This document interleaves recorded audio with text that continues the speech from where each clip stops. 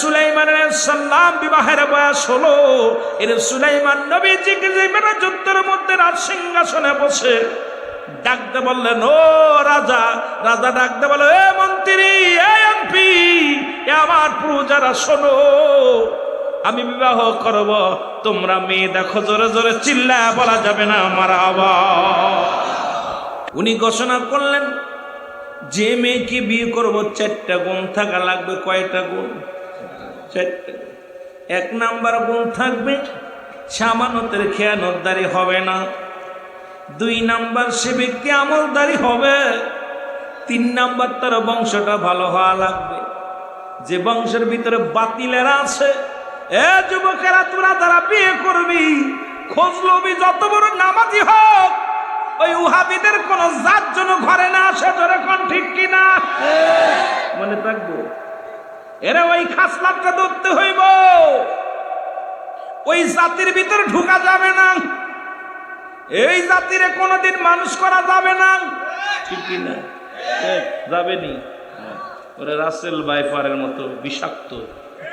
ওরা সবল দিলে, ওরা সবল দেয়, উপরে একটা রূপ, ভিতরে একটা রূপ। দিক বুতে উপরটা যত চাকচিক্কা দেখা যায়, আল্লাহর কসম ওদের ভিতরটা, যেহেতু ওই বংশের মধ্যে আমার বিস্তার, কারণ আমার অধিকাংশ চাচারা ওই পন্থী।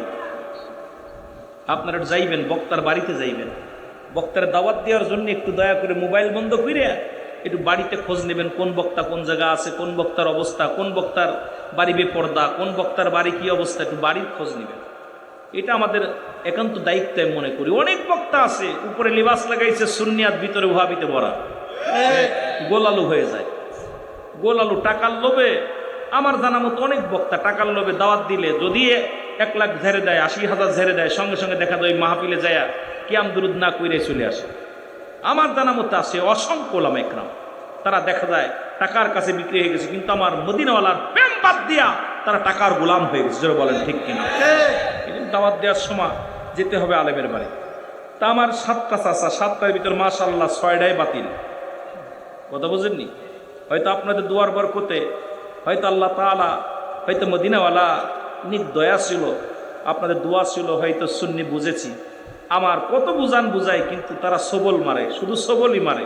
তাদেরকে বুঝাইতে গেলে বাবা বুঝতেই থাক, এই পন্থী যথেষ্ট। কথা বুঝেননি? এই জন্য ওই জাতিগুলো বিষাক্ত সাপের, ওই আপনার বর্তমান যে একটা সাপ বাইর হয়েছে, শুনছেননি? কি রাসেল, এর সাইডটা বিষাক্ত সবল। এই সবল যারা দেয়, এই জন্য ওদের সঙ্গে আত্মীয়তা করা যাবে না। খুব সাবধান যুবক ভাইরা। এ মুসলমান, তার বংশ পরিচয় হওয়া লাগবে, বংশ ভালো হওয়া লাগবে। 4 নাম্বার, তাকে রূপবতী হতে হবে।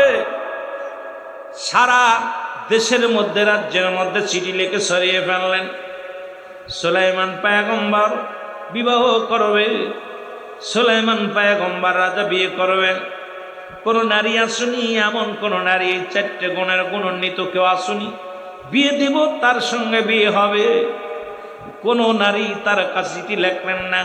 চিঠি লেখলেন একজন জালে, যিনি মাছ ধরে, সমুদ্রে মাছ ধরে, ইনে জালের একটা কন্যা আছে, আল্লাহ তাআলা তারে দান করেছিল, একটা জেলের মেয়ে। ওই জেলের মেয়ে যেমন রূপবতী, তেমন আমলদারি ছিল, তেমন ছিল মুসলমান, সব দিক থেকে অনেক ভালো। 1 নম্বরে গুণবতী ছিল, 2 নম্বরে আমলদারি ছিল, 3 নম্বরে মুসলমান আমানতদারি ছিল, 4 নাম্বারটা ওনার ছিল না, যেহেতু বংশ পরিচয় তিনি গরিব, গরিবের একটা জেলের মেয়ে। এইটা 3টা নিয়ামত আল্লাহ তার ভিতরে দান করেছিল, একটা নিয়ামত নাই।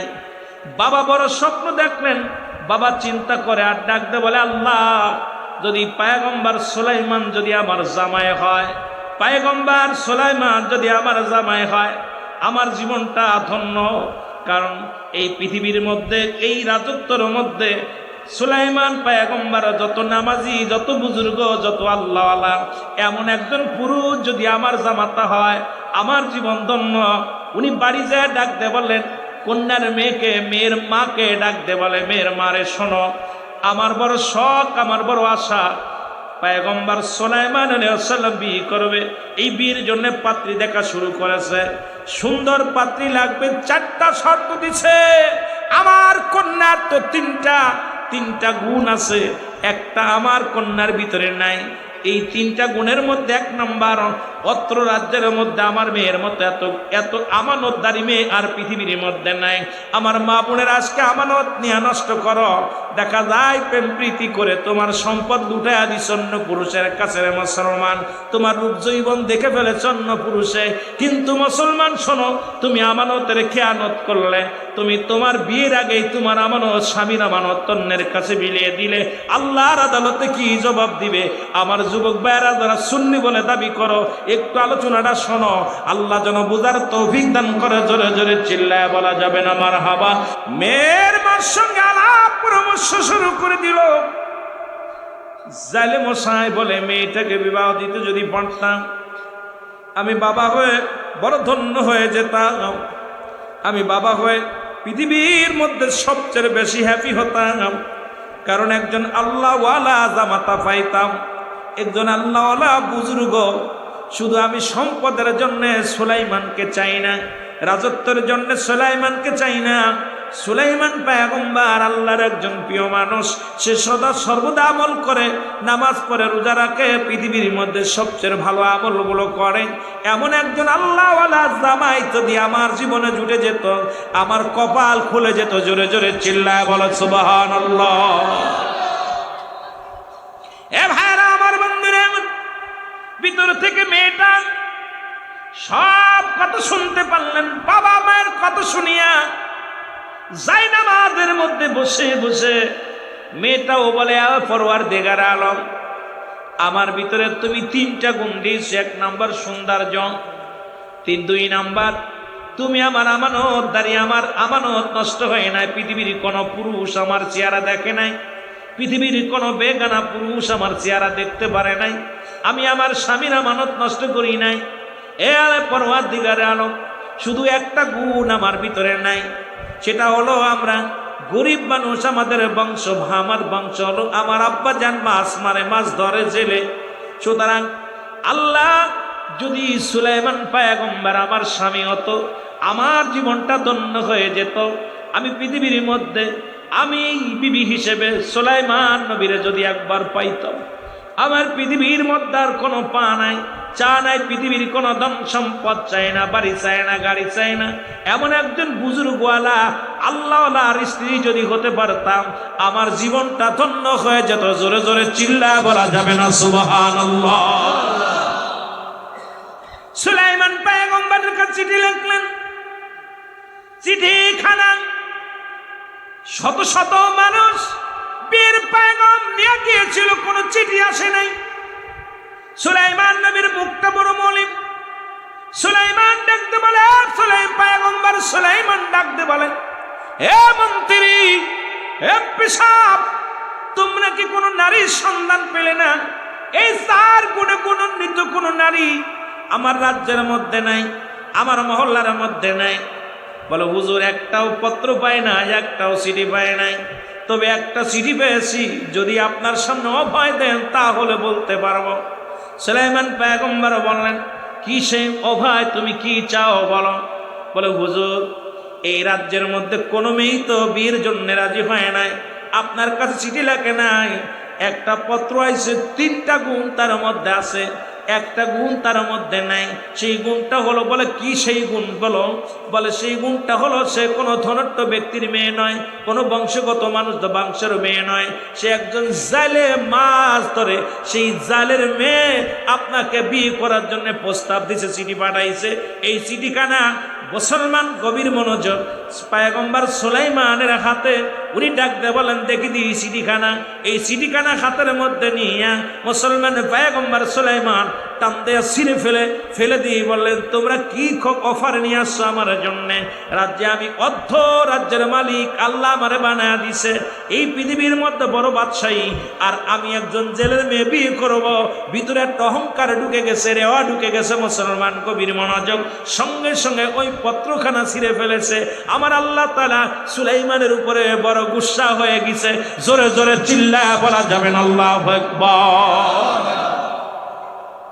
আমার ভাইরা, আমার বন্ধুরা, চিঠিখানা যখন ছিঁড়ে ফেললো, পত্রখানা যখন ছিঁড়ে ফেললো, কয়েকদিন যাইতে যাইতে রাজদরবারে বিশাল একটা অনুষ্ঠান। ওই রাজদরবারের প্রধান অতিথি হলো সুলাইমান পয়গম্বর। আর দুষ্ট জিন সবসময় মুসলমানদের ভালো চায় না। ও মুসলমান, ভালো মানুষের ভালো মঙ্গল, খারাপ মানুষ খারাপ, জিন জাতিও চায় না। মুসলমান শুনে নেন, অসংখ্য জিন বশ করে রাখতেন সুলাইমান পয়গম্বর। পয়গম্বর সুলাইমান ওই রাজ্যে ছিল একজন দুষ্ট জিন। সুলাইমানের জরুরাত, দুনিয়ার জরুরাতের জন্য উনি বললেন, রাজসভা শুরু হয়ে গেলেন। উনি বললেন, আমি একটু জরুরাতে কাজে যাই, 2 নম্বরে আমি একটু বাইরে যাব, এখান থেকে উজু করবো। এটার সুযোগটা পাইলেন দুষ্ট জিন। জিন যখন দেখলেন সুলাইমান পয়গম্বর কাজে গিয়েছেন, জরুরাত কাজে গিয়েছে, এই ফাঁকে সুলাইমানের সুরত ধরে রাজসিংহাসনে যায় সঙ্গে সঙ্গে বললেন, মুসলমান আর রাজসিংহাসন থেকে যখন বাইরে গেছে, ওনার হাতে ছিল একটা মজাদার আংটি। এই আংটিখানা সুলাইমান পয়গম্বর রেখে গেছেন মন্ত্রীর কাছে। মন্ত্রী যখন এই আংটিখানা ধরেছিলেন, এসেই দুষ্ট জিন বলে, তাড়াতাড়ি আংটিটা দাও। আংটি হাতের মধ্যে নিয়ে এই সিংহাসনের মধ্যে বসে গেছে সুলাইমান পয়গম্বরের সুরত দইরা। আর ধরে বলতেছেন, শোনো রাজ্যের সব মানুষ শোনো, এই রাজ্যের মধ্যে একটা দুষ্ট মানুষ প্রবেশ করেছে। সে এই রাজ্যের মধ্যে ঢুকে রাজদরবারে আসবে, এসে সে নিজেই সুলাইমান বলে দাবি করবে।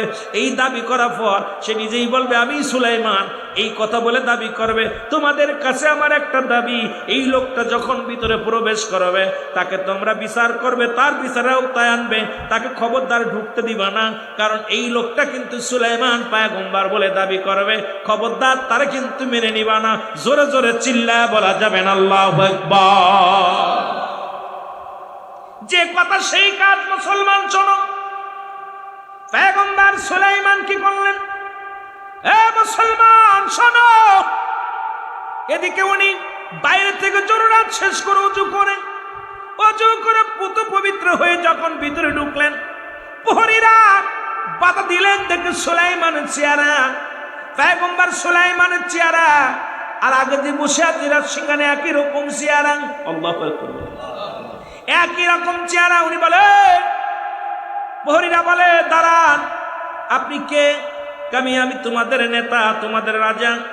পয়গম্বর সুলাইমান কয়, না না, আমাদের রাজা তো ভিতরে প্রবেশ করেছে, তুমি আবার কে?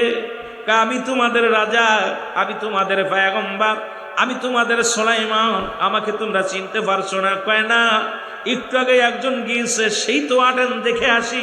ভিতরে যায় দেখে মুসলমান পয়গম্বর সুলাইমান আলাইহিস সালাম যায় দেখে ওই রাজসিংহাসনে বসে আছে, একই সুরত দইরা, একই রূপ দইরা চেয়ারের মধ্যে বসে আছে। আর এক নজর দুষ্ট জিন দেখার সঙ্গে সঙ্গে প্রজাদেরকে, প্রজারা শোনো, একটু পরেই সেই লোকটা হয়তো রাজদরবারে ঢুকবে, ঢুকেই বলবে, আমি সুলাইমান, আসল সুলাইমান। খবরদার খবরদার, তার কথা বিশ্বাস করবে না, সে কিন্তু দুষ্ট প্রকৃত। তোমাদেরকে ক্ষতি করার জন্যে এই মহল্লার মধ্যে, সমাজের মধ্যে তিনি আবির্ভাব হয়েছে, তাকেই তোমরা হেঁটাও। জোরে জোরে চিল্লায় বলো আল্লাহু আকবার। সুলাইমান পয়গম্বর যা বলে, প্রজারা এটি তো আমি, তোমরা কাকে বসাইছ? এ মুসলমান শোনে না, আর আল্লাহ তাআলা যে মুজিজার আংটিখানা দিয়েছিল, এই আংটি যার কাছে থাকতো সারা পৃথিবীর মানুষ তার দিকে ঝুঁকে যেত। পশু পাখি কীট পতঙ্গ এমনকি প্রজারা সবাই তার অনুগত হয়ে যেত। দুষ্ট জিনের হাতে আংটিখানা। সুলাইমান পয়গম্বর দাঁড়ায় রইলেন, প্রজারা তারে ধরলেন, ধরে আঘাত, তাকে মারলেন, অনেক আঘাত করলেন, মারলেন। মার খায়া সুলাইমান পয়গম্বর পড়ে রইলেন, বেহুশ হয়ে গেলেন। ওনাকে ধরে নিয়ে জঙ্গলের পাশে ছুঁড়ে ফেলে দিয়ে আসলেন। সুলাইমান পয়গম্বর পড়ে আছে, রাজ্য চালাইতেছে দুষ্ট জেনে। প্রজারা খুব অনাহারে অনেক কষ্টের মধ্যে জীবন যাপন করতে লাগলেন। আর ওদিকে আসল সুলাইমান রাস্তার ধারে পড়ে আছে। ওই রাস্তা দিয়ে ধরা যাইলে দেখে সুলাইমান, ও মুসলমান, ওই ব্যক্তি পড়ে আছে, যা দেখো রক্ত মাখা, মাথার মধ্যে আঘাত, গায়ের মধ্যে আঘাত, রক্ত মাখা অবস্থায় পড়ে আছে রাস্তার ধারে। ওনাকে যে তুলে উঠাইলেন, উঠানোর পর বলতেছে, বাবাজি আপনার কি হয়েছে, আপনি কোনো দুর্ঘটনা ঘটেছে কি বলেন? কয় না, আমার কিচ্ছু হয় নাই। রক্ত মুছে কি করলেন? কয় কোথায় বাড়ি, কোনো বাড়ির পরিচয় দেয় না, কোন রাজ্যের মানুষ, কোন জায়গা বাড়ি, কোনো পরিচয় দেয় না। জালে কি করলেন? নিজের হাতে করে নিয়ে, সাথে করে নিয়ে ওনার বাড়িতে নিয়ে চলে গেলেন, যা ওনাকে সেবা যত্ন করতে লাগলেন। সেবা যত্ন করার পর মুসলমান শুনে নেন, যেদিন এই জালে ওই বাড়িতে সুলাইমান নবী পয়গম্বরকে নিয়ে গেছে, ওই দিন সমুদ্রে যায় অনেক মাছ, নদীতে যে অনেক মাছ পেয়েছে, অনেক পরিমাণ মাছ পেয়েছে, লাভবান হয়েছে, মাছ শিকার করেছে। চিন্তা করে যুবকটাকে বাড়ি আনলাম, বাড়ি আনার পর প্রচুর পরিমাণ মাছ আমার জালে পড়েছে। এই যুবকটা একটা ভাগ্যবান যুবক, এই যুবককে হাতছাড়া করা যাবে না, যুবকটাকে রাখবো। আর প্রতিদিন বেশি বেশি করে মাছ জালে পড়তে লাগলাম। জোরে জোরে চিল্লায়া বলা যাবে না সুবহানাল্লাহ? এ মুসলমান গভীর মনোযোগ, জালে বলেন, যুবক রে, বাবা যুবক, মনে কিছু না করলে একটা কথা বলি, বলে কি, আমার একটা লোকের প্রয়োজন, বিপুল পরিমাণ মাছ ধরতে পাই আমি জানি, আগেতে যে মাছ পেতাম তার অনেক গুণ বেশি পাই, আমার একটা লোকের প্রয়োজন। তুমি যুবক মানুষ, যদি কিছু মনে না করো, আমি তোমাকে নদীতে নিয়ে যেতে চাই। যদি আমার সামনে আমার সাথে যেতে চাও তাহলে তোমাকে নিয়ে যেতে চাই। যুবক বলে, জি আমি যাব, আমাকে নিয়ে চলেন। যুবককে নিয়ে গেলেন। যা পর ও মুসলমান গভীর মনোযোগ, ওদিন এত পরিমাণ মাছ পেয়েছে, অন্য দিনের তুলনায় দ্বিগুণ মাছ ওদিন জালে ধরা পড়েছে। জালে অত্যন্ত খুশি হয়ে গেছে, যারে যুবক এত বড় ভাগ্যবান, যেদিন থেকে আমার বাড়িতে আসছে আজকে তারে নদীতে আনছি, বিপুল পরিমাণ মাছ পেয়েছি। সুতরাং এই যুবক একজন আল্লাহওয়ালা ভালো ব্যক্তির মধ্যে কোনো সন্দেহ নাই। জোরে জোরে চিল্লা বলা যাবে না মারহাবা? আর একটু জোরে চিল্লা বলেন মারহাবা। যুবক কি করছে? যুবককে মাছ ধরার পর এর অনেক দিন যাচ্ছে, বছর একটা ঘুরে গেছে, এক বছর পূর্ণ হয়ে গেল। জালে ডাকতে বলে, বাবা তোমাকে একটা কথা বলতে চাই। বলে, কি কথা? কয়, বাবা তুমি নামাজি ব্যক্তি, বুজুর্গ ভালো ব্যক্তি, তোমাকে একটা কথা বলি। আমার বাড়িতে আমরা কয়জন সদস্য তুমি বলতে পারো কিনা? তোমাকে ধরে বলে, কেন আমরা 3 জন। কয়জন? জোরে বলেন, কয়জন? এক বছরে যে বাড়িতে আছে সেই বাড়িতে কয়জন মানুষ? জালে বলে, কয়জন মানুষ? বলে, বাবা আমরা আপনার বাড়িতে 3 জন মানুষ। কয়, না রে বাবা, না 3 জন নয়, 4 জন মানুষ। বলে, 3 জন কে কে? কয়, আপনি, আমি আর আমার চাচি, যিনি আপনার ওয়াইফ, আপনার বিবি। কয়, না বাবা না, এরপরও আর একটা মানুষ আছে এই বাড়িতে, আমাকে আল্লাহ একটা কন্যা সন্তান দান করেছে, এই কন্যাটা বাড়ির মধ্যে আছে। জোরে জোরে চিল্লায় বলেন সুবহানাল্লাহ। দেখেন না তৎকালীন জামাতে পর্দার বিধান, কত বিধান ছিল, কত সুন্দর ছিল। আর আমাদের অবস্থা, পয়গম্বর সুলাইমান, গভীর মনোযোগ, এ মুসলমান, উনি অবাক হয়ে গেলেন। উনি চিন্তা করেন, একটা বছর জালের বাড়িতে এই 3 জন মানুষ ব্যতীত আমি আর কাউকে দেখি নাই। কয়, বাবারে আমার যে মেয়েটা আছে, 1 নম্বর সামানতদারি, পৃথিবীর মধ্যে কোনো বেগানা পুরুষের সামনে যায় না, পৃথিবীর মধ্যে কোনো বেগানা পুরুষের সামনে যায় না। এমনি আল্লাহ তারে, এবং আমলদারি, অত্যন্ত আমলদারি। আমার মেয়ে নামাজ পড়ে, আমার মেয়ে রোজা রাখে, আমার মেয়ে পর্দা করে, অনেক আল্লাহওয়ালা। আমার মেয়েটা পর্দাসিনী, আমার মেয়েটা দুনিয়ার মধ্যে রূপবতী। আমার মেয়েটার শুধু একটা গুণ নাই, বড় আশা ছিল, বড় স্বপ্ন ছিল, বড় আশা করেছিলাম এই জামানার পয়গম্বর সুলাইমান পয়গম্বরের সঙ্গে আমার মেয়েটা বিবাহ দিব, কিন্তু আমি গরিব হওয়ার কারণে তার সঙ্গে শুভ কাজটা হলো না। আমার চিঠি প্রত্যাখ্যান করেছে।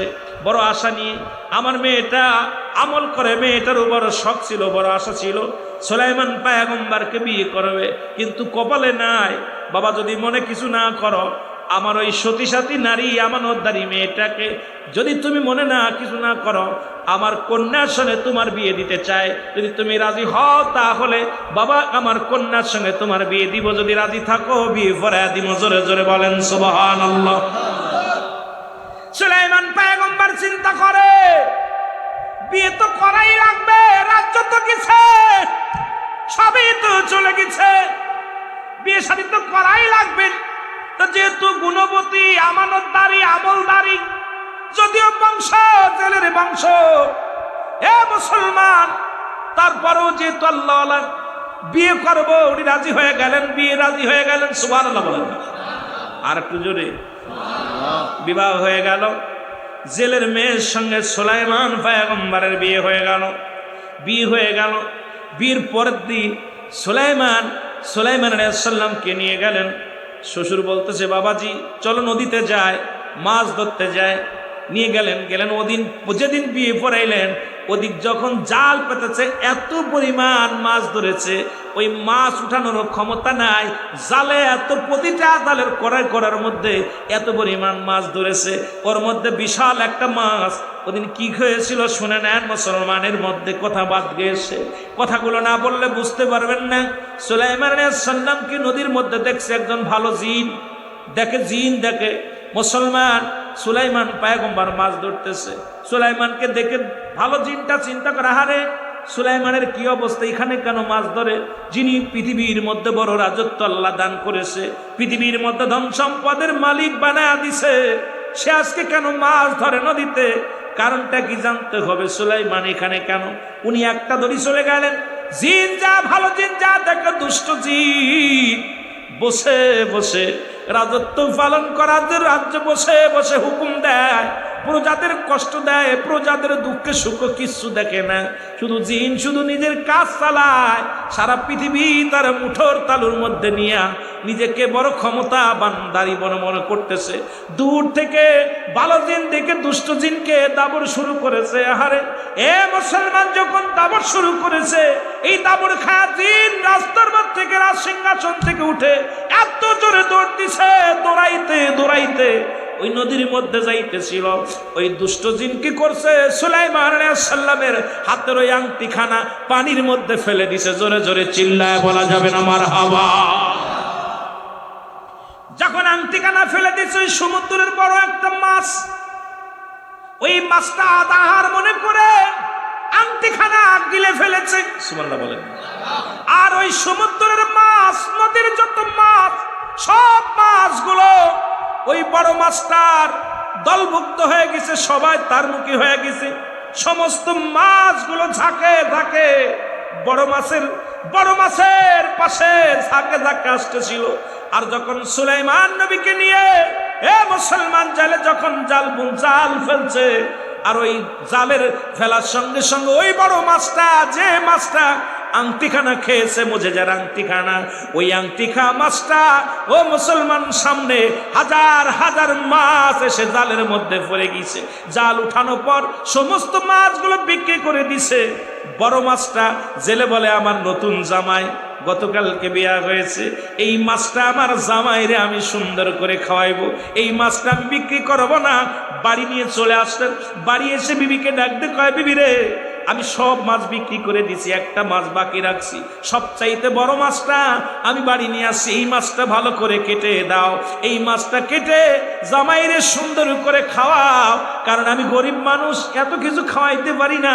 ওই মাছ নদী থেকে বড় মাছটা ধরেছি, এই মাছটা আমার জামাই বাবাজিকে, মেয়েকে সুন্দর করে মাছ রান্না করে খাওয়াও। জোরে জোরে চিল্লায় বলা যাবে না সুবহানাল্লাহ। মাছটা দিলেন খুকিরে। জালের মেয়েরে বলছে, মা মাছটা তুমি কোটো। মেয়েটা বিসমিল্লাহ বলে, এমন আমলদারি মেয়ে, বিসমিল্লাহ করে মাছটা যখন পোজ দিছে গলার মধ্যে, আর অমনি একটা আংটি বাইর হয়ে গেছে। সুবহানাল্লাহ বলেন।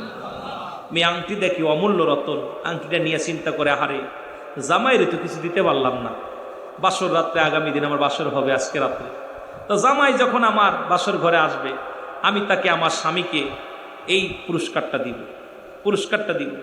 উনি ভিতরে ঢুকছে, পুরস্কারটা হাতের মধ্যে আংটি নিয়ে বাসর ঘরে যায় বসে আছে।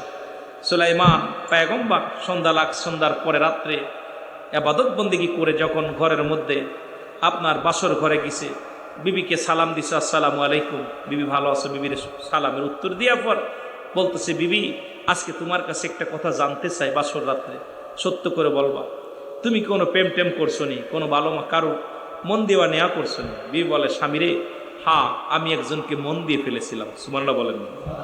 আরো জোরে বলেন। ওই স্মৃতি সুলাইমানের ভাষা, যে এই মেয়ে তো স্মৃতি লেখছিল, আমি একটা ছেলেকে মন দিয়ে দিছিলাম। কেমনে?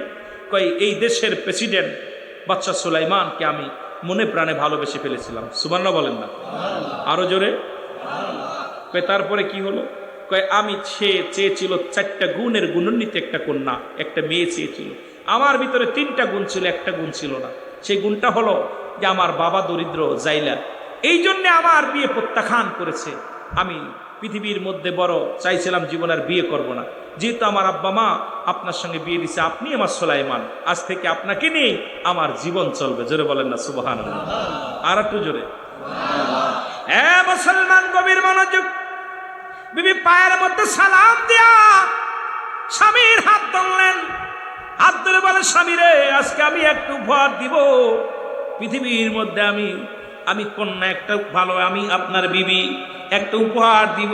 উনি হাতটা নিয়ে পয়গম্বর সুলাইমানের হাতের মধ্যে যে আংটিখানা ভরে দিছে, সঙ্গে সঙ্গে সুলাইমান পৃথিবীর যে হারানোর শক্তিগুলো যা কিছু ছিল সব কিছু আবার ফিরে পাইল।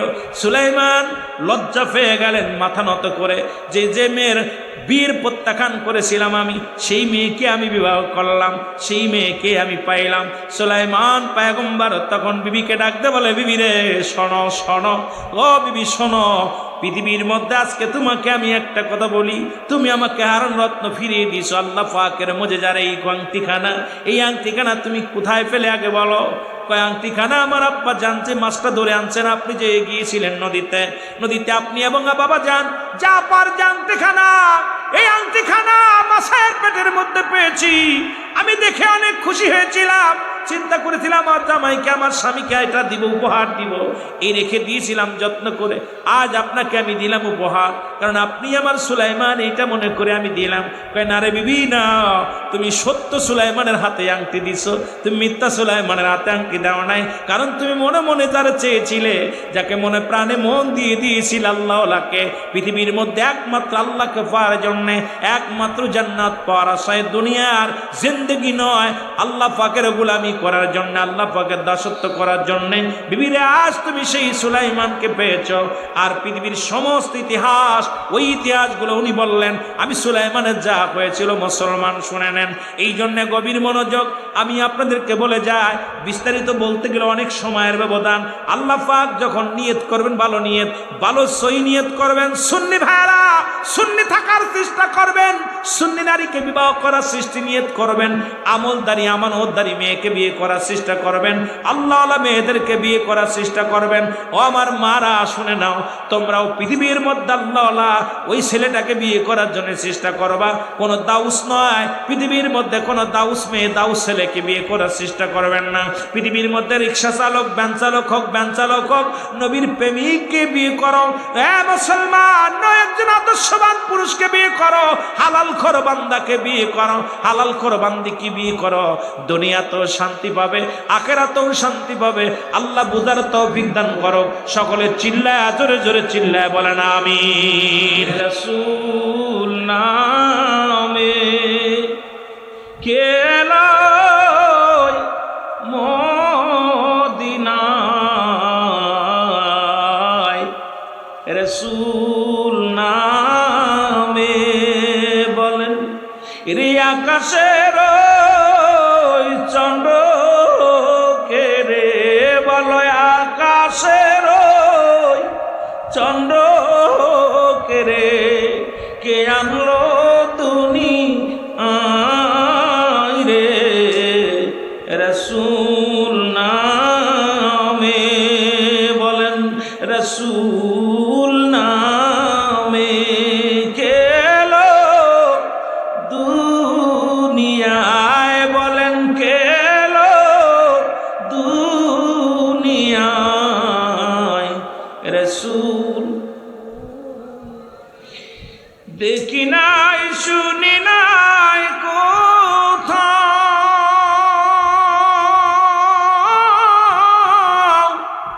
মানুষের কান্দে মানুষের ব্যথায় রে,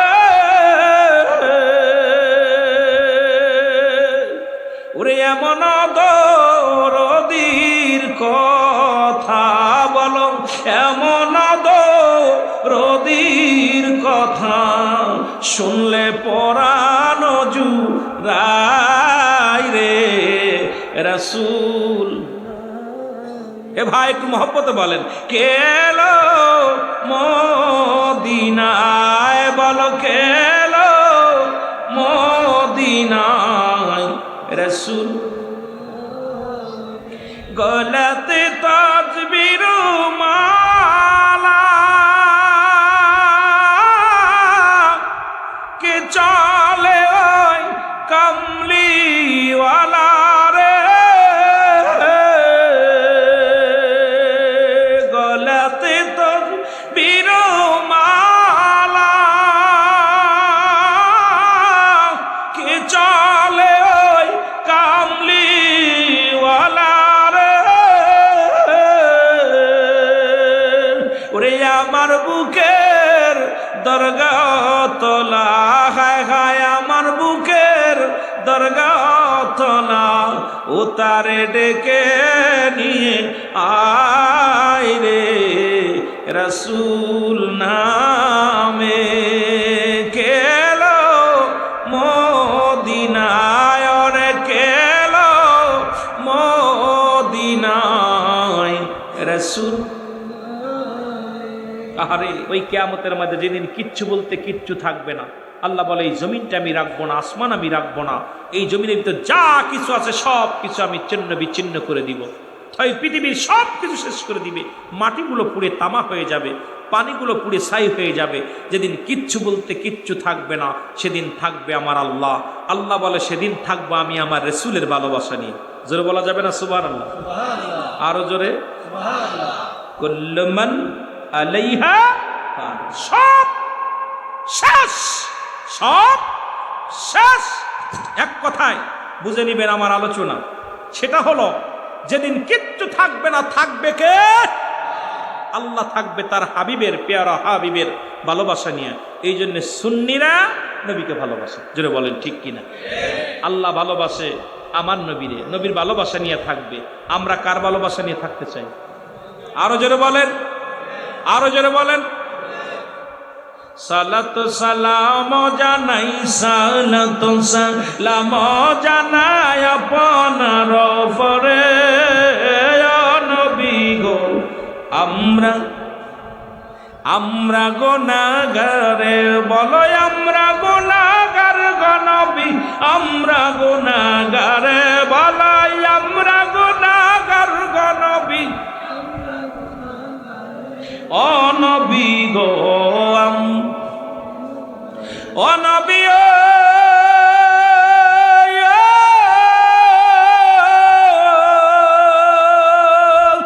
এই আনোয়ার আশিকে আপনার প্রেমেতে ভরিয়া